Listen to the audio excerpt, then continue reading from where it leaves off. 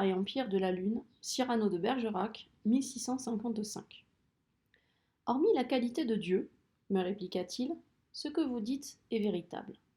Cette terre-ci est la Lune que vous voyez de votre globe. Et ce lieu-ci, où vous marchez, est le paradis. Mais c'est le paradis terrestre, où n'ont jamais entré que 6 personnes. Adam, Ève, Enoch, moi, qui suis le vieil Élie, Saint Jean l'évangéliste, et vous. Vous savez bien comment les 2 premiers en furent bannis, mais vous ne savez pas comment ils arrivèrent en votre monde.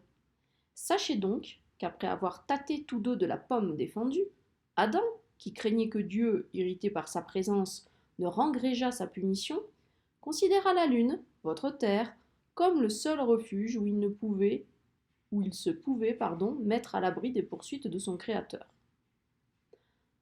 Or, en ce temps-là, l'imagination chez l'homme était si forte, pour n'avoir point encore été corrompue ni par les débauches, ni par la crudité des aliments, ni par l'altération des maladies, qu'étant alors excité du violent désir d'aborder cet asile, et que toute sa masse étant devenue légère par le feu de cet enthousiasme, il lui fut enlevé de la même sorte qu'il s'est vu des philosophes, leur imagination fortement tendue à quelque chose, être emportée en l'air par des ravissements que vous appelez extatiques.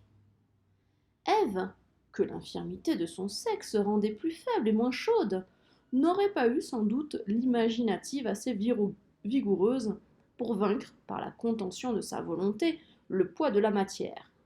Mais parce qu'il y avait très peu qu'elle avait été tirée du corps de son mari, la sympathie dont cette moitié était encore liée à son tout, la porta vers lui à mesure qu'il montait, comme l'ambre se fait suivre de la paille, comme l'aimant se tourne au septentrion d'où il a été arraché, excusez-moi pour cette liaison mal à propos, et Adam attira l'ouvrage de sa côte, comme la mer attire les fleuves qui sont sortis d'elle. Arrivés qu'ils furent en votre terre, ils s'habituèrent entre la Mésopotamie et l'Arabie. Les Hébreux l'ont connu sous le nom d'Adam, et les idolâtres sous le nom de Prométhée, que leurs poètes feignirent d'avoir dérobé le feu du ciel à cause de ses descendants, qu'il enjambera, pourvu d'une âme aussi parfaite que celle dont Dieu l'avait remplie.